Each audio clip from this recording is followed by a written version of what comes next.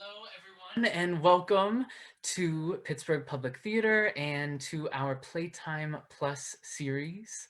Each month, we're bringing you a workshop that gets you thinking and moving and digs a little bit deeper into our Classic Sonat benefit play reading series.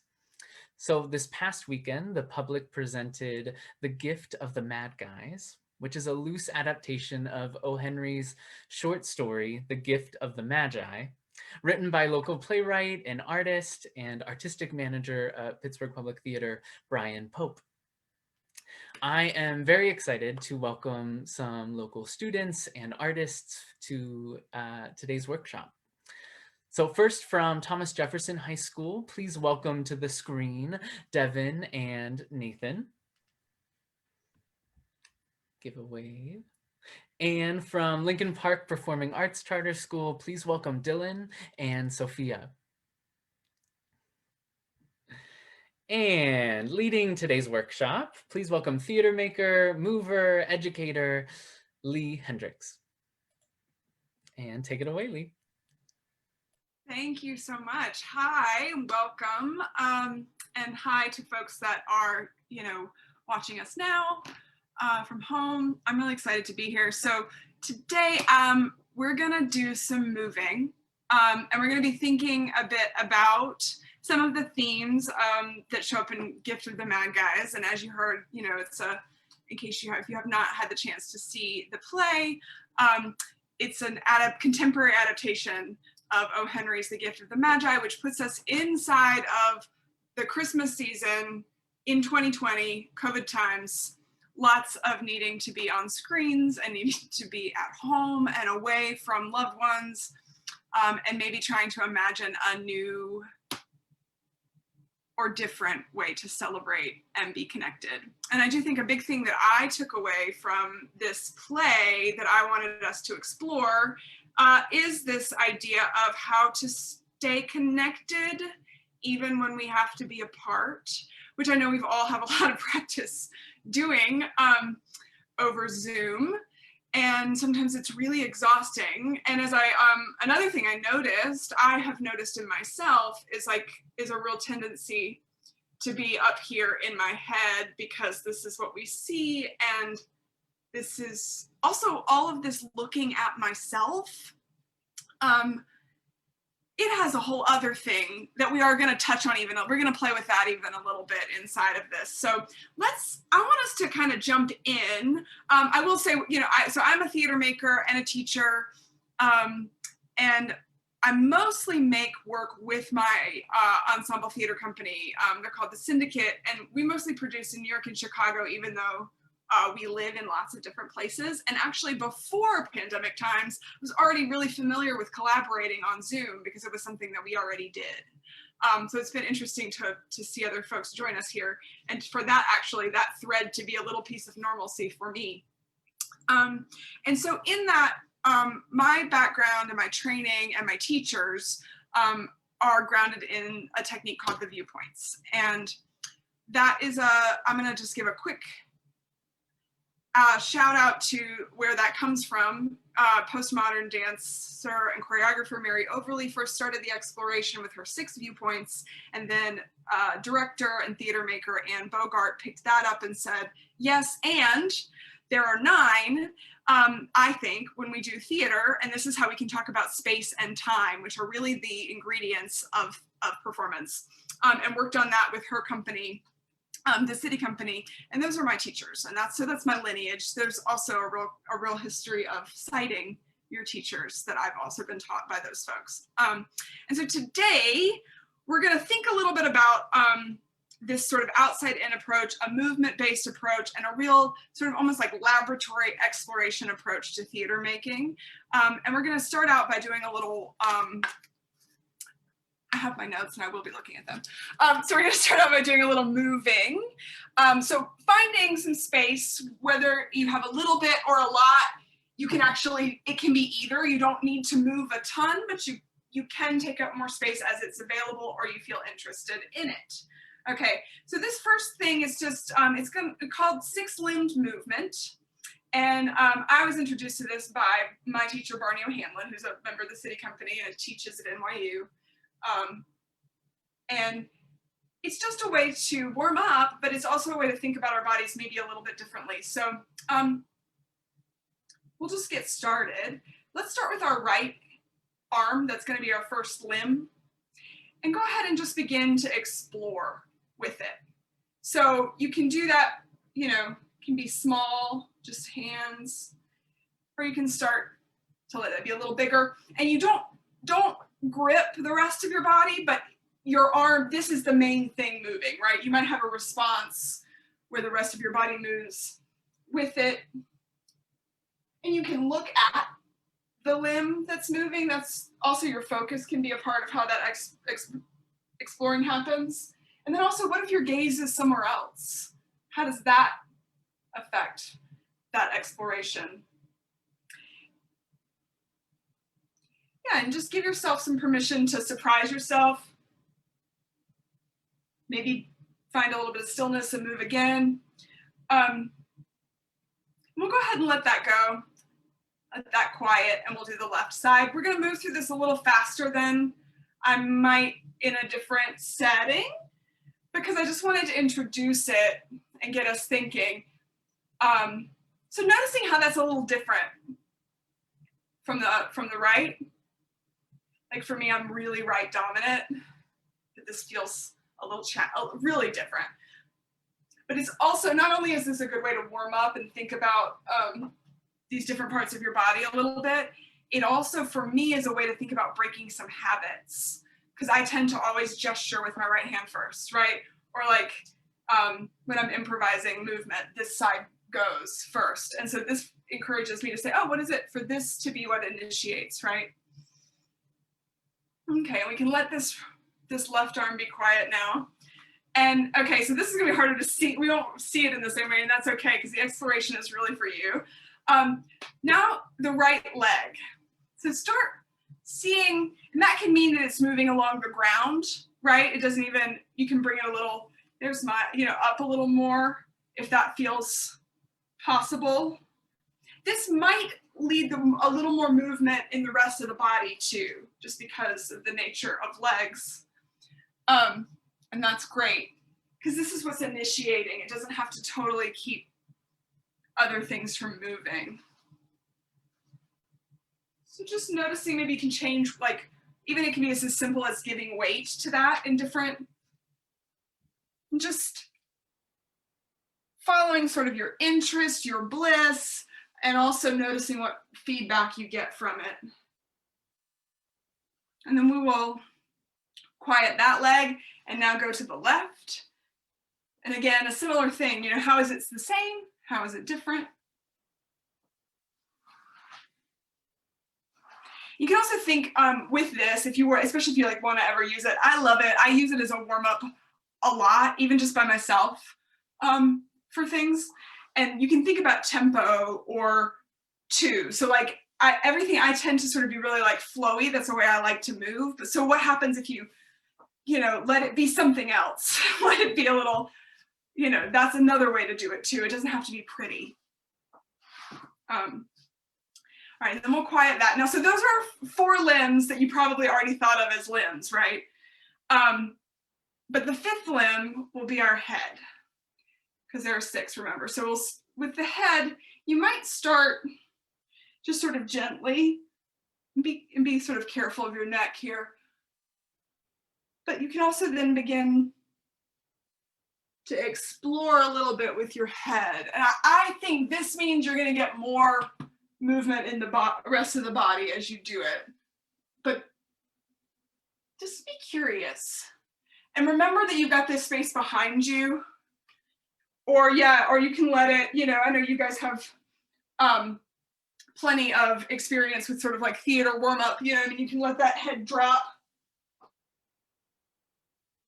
Roll it back up. So that, thinking about that as a limb that has as much facility as the others is sort of curious. It's interesting what that opens up. And then we'll quiet the head, and we're going to do the 6th limb, which is the tail, which I know we don't have a tail per se, but here in the hips, right? And this So it can be something as simple as exploring with the hips. And I know this can feel a little more like vulnerable, a little weird. I feel like the last time I asked a group of people to do this, they were like, I don't think so. But it's another place that we move from, right?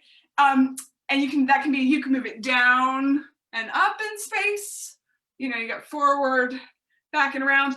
And I like to sometimes even imagine I do have that an actual tail extending and see how that changes the movement. And so if we let that come, if we can come to stillness for a moment. So those were the 6 limbs. And as I said, like we could spend, I feel like you can spend 15, 20 more minutes, like, and give yourself lots of different like sort of tweaks to the prompt. But if we want for just a second, you can move any of the limbs that you want, maybe 2 at a time or 3, but just do it with a little bit of intention. So make a choice, right? So head and tail are happening. What is that? And then maybe an arm and a leg. And a different arm. Yeah. Oh, great. These are just fun.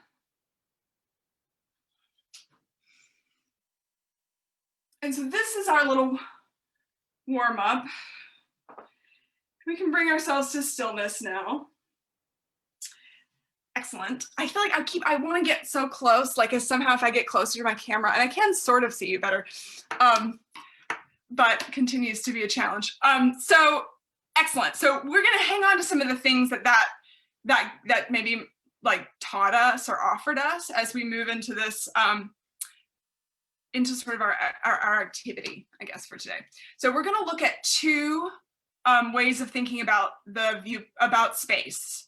And so it's 2 viewpoints. One of them is shape and one of them is spatial relationship. And so we're going to start out with spatial relationship, which is super simple. And it is sort of interesting to try to play with it through Zoom. So we'll start out first.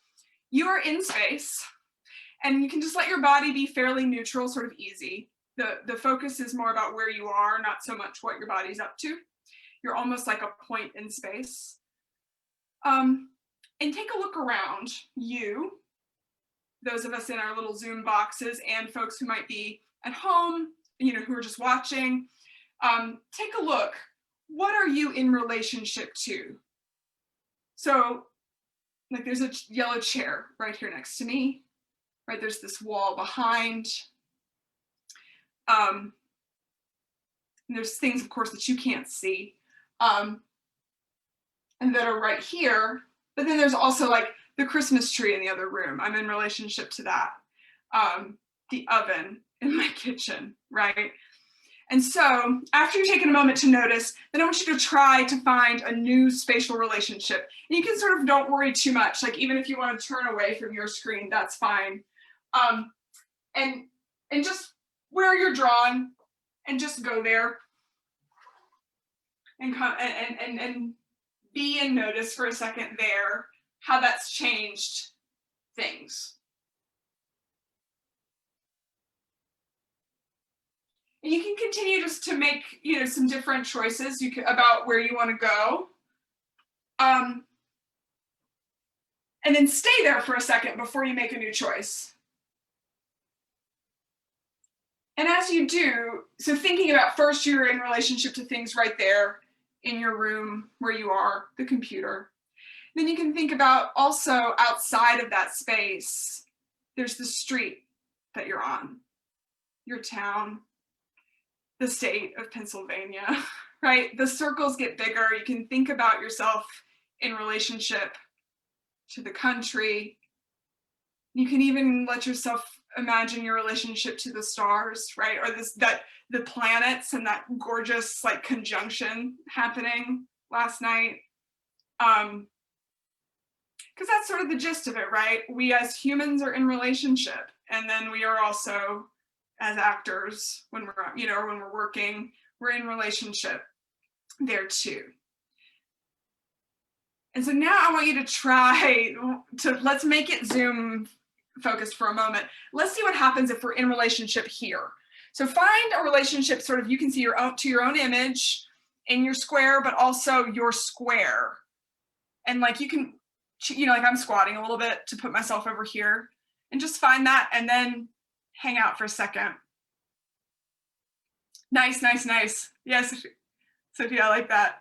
Right, so we've got different ones, and you can notice also the other people in our square, like how are you in relationship to the others, even though we all sort of have a different view, right? Let's try one more. Let's try one other that's focused on our Zoom spatial relationship. And see what you're, notice what you're responding to. Is it more just like, I want to try this?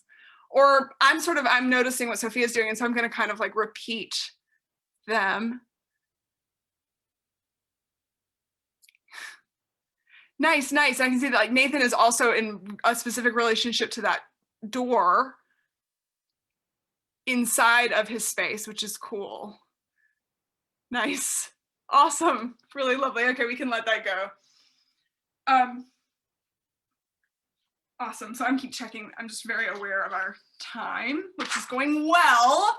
Okay, so I will ask for some like thoughts and feedback, but I'm gonna wait until we move through this next little piece. So that was spatial relationship. Hold on, like pin it. We're gonna come back and incorporate this, but then I want to look at shape, which is you are in shape all the time because you have a body and it's in shape in the language of the viewpoints, right? And sort of another way, also it's cool, one of the things I really like about the way that the viewpoints works is the way it talks sort of compositionally, that can be quite similar to how you might talk about an image, a painting or design, because we actually are all sort of using some of the same language as artists in different ways, right? So we can think about the body as positive space, our actual, meat of us. And then you've also got negative space when you create shape, whatever those might be. And so we're gonna start out exploring a little bit of shape. Again, this continues to be sort of an individual exploration that's not necessarily, doesn't have to be something you're thinking overly about performing, just be curious. So we're gonna look at it two ways. First, we're gonna look at it what I'm calling objectively. So you're just gonna think about lines and curves and maybe our limbs. So I'll give you a couple prompts. So our first one is, let's make a shape using at least two limbs. So it could be, well, this might be one, or it could be something a little more abstracted. Yeah, there we go. Two limbs at least, and just make that shape and spend a minute in it. Yeah, you can. And then the interesting thing about the Zoom factor, right? If we were working in a studio, we wouldn't be able to see ourselves, but we can. And so we can maybe lean into that and use it. So you can say like, yeah, okay, that's what I meant.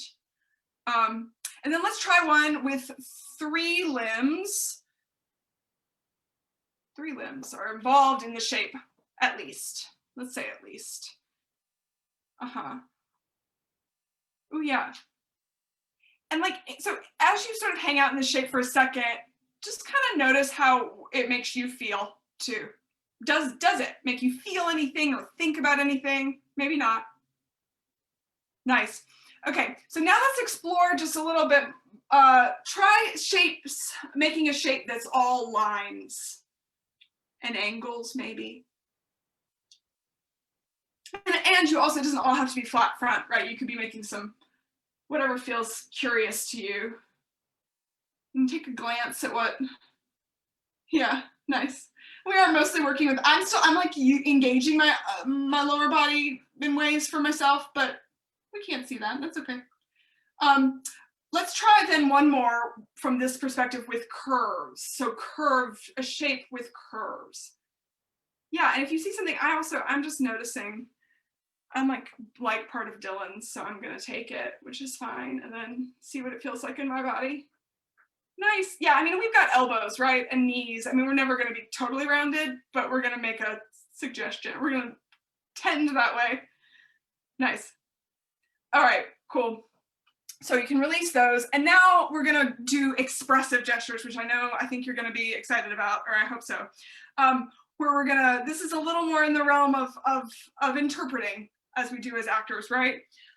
So the first one we're gonna do a gift giving shape. Whatever that means to you, expressing something about gift giving. So it could be more of a shape that's like, looks like I'm handing something, or it could be expressing what it's like feels like to give a gift. Oh, yes. Those are nice. Those are nice. Cool. All right, let's do the other. Let's do a gift receiving, a shape of receiving a gift that you might make, or I love that. I didn't even notice Nathan had the hand over mouth, and I did too. Nice. Nice. Okay, now let's do a shape expressing elation or joy.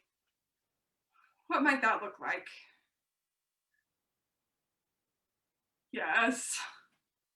I know, I feel like, okay, yeah, cool. And like, okay, take that shape that you have that's like elation or joy, and then make it more, like even extend it. Like, what is it to just fully embody it? Yeah, where does it take you? Nice. Okay, and we can release that. So that's just two ways to think about shape, right? We can think of it from something that's really more like, my arm is here, my other one's here, that's a shape. And then we can get some information from it. And also we could do something like, or we could even take it into a further abstracted place, like a shape that's about justice, or something, right? Okay, so as we sort of like are winding it down on time, what I want to do is put these two things together, and then I want to hear a little bit what you're thinking about. So we're going to take a shape, either one that you did that was exciting to you, or something new, that can be inspired again from a place where it's like, I like this because I want to try it, or here's a shape that's about loneliness. And then put it somewhere in space. So find a specific spatial relationship, trying to consider the Zoom screen as well as your actual the physical space you're in, and see what happens. And you can take a little peek around at the other squares too, to see what other folks are doing. Nice. Yeah. And then what happens if you take this same shape into another spatial relationship? Maybe something close. Fun. Yeah. Right, and how does that change things a little bit? Great, and let's take that same shape and pick one more, the most dynamic, and try to take into account the other folks in the squares. I don't know what that means exactly, but because we're all in different places, but I think try it. Or at least once you've found the shape, let's take a peek at what it looks like in the Zoom. Like, what starts to show up there. Nice.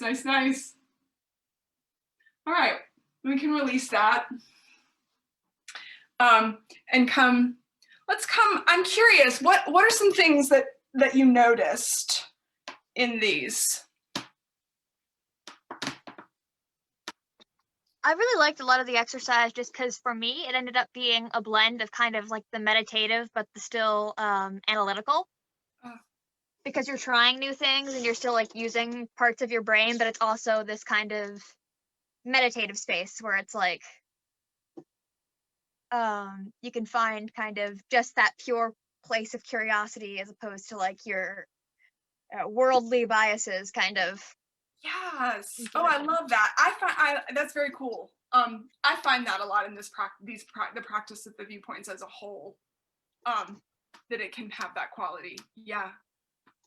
Awesome. I love the self-realization of where you are, because I spend every night and every day in my room, but actually feel the energy and the space that is here, and to see what I share this close quarter with. I don't know. That was definitely something I'd never felt before that I was interested to try.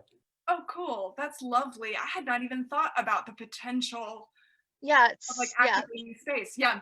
super interesting, like doing it over Zoom, like in a personal space. Like I'm just in my bedroom. Like this is like for one, like when we were exploring like special relations, I just got under my desk like that.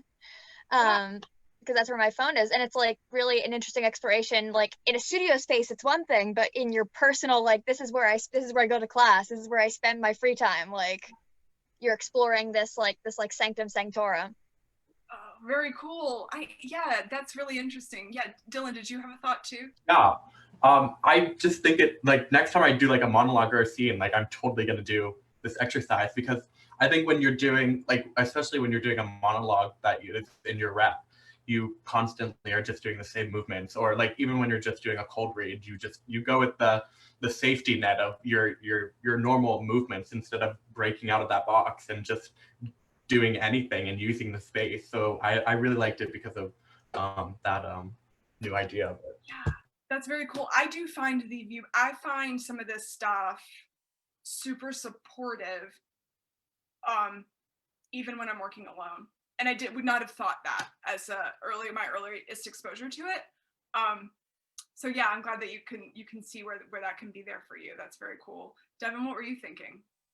For me, I just found like a new appreciation for awareness and a like emotional and deep connection I got to my basement. Like I'm like everyone else said, like I'm down here a lot. Like I don't really like I want to say notice, more like I'm aware of it. Like in the past half an hour, like I just like so like zen with my basement, which was weird. But like it gives me a newfound appreciation for where I am, what I'm doing, and how like what to do with my life, kind of thing. And I think I can like connect this to acting in a way, because when you're on stage or when you're in a Zoom call, the set is important more than people think it is. And like where you are, what you're doing, and all your actions are more important. So I feel like with this like new exercise, you can really connect and tap into where you are and just enhance yourself by 100%.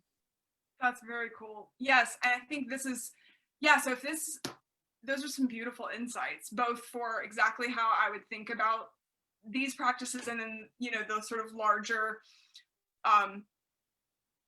practice of the space and time with the viewpoints, where you can break all this. You just like basically you practice stuff. It's like it's like kind of like how you would for say ballet or a sport. You train in this one way. You might have like, you go to the ballet bar, right? But then you don't go out onto the stage necessarily and just plie at the bar, but you plie and then whatever. So to arabesque, whatever you're doing, or you just drill practice, but then you just play the game.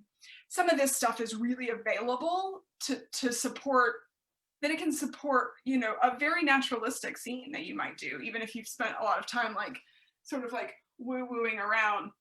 It unlocks some things. And but I'm excited. I appreciate the ways that y'all showed me the value of this in-personal space. That's something I hadn't thought as specifically about until getting to do this with you. So that's very, very exciting to me. I think I'll carry that forward. And as we I just want to say thank you for joining me and being so game to try something different, and something, and shall we close maybe together by, I did not have this prepared in advance because I really enjoyed this with y'all. Maybe just close with a little, like one thought or one word for how you'll carry this forward, or how you're heading into the rest of the day. Does that make sense? I might say my word is joyful. Sophia, I'll just call around the circle. Is that okay? Yeah. I will go with aware. Ooh, nice. Devin? Wait, can you say that one more time? I lost you for a second. Connected. Like, can you hear me? Nice. Yeah. And Dylan? I'm gonna go with peaceful. Nice. That's lovely. And last but not least, Nathan, what's yours? Excellent. Well, thank you all so much for being here with me today. I really appreciate it. It was a lot of fun, and I hope that you have a happy new year. Yeah, you too. Thank you. You too. Yes, thank you so much, everyone. And thanks for everyone who tuned in at home, too. I found myself wanting to do this in my own space, too. And awareness was going to be my word as well, Sophia. So yeah, I definitely more aware of the spaces that we're in, probably more often than what we have been before, right? Thank you all so much. Happy holidays, Merry Christmas, and enjoy a well-deserved break, as I'm sure we all need right now, of relaxation as we head into the new year. Bye, Thanks so everyone. much. Bye.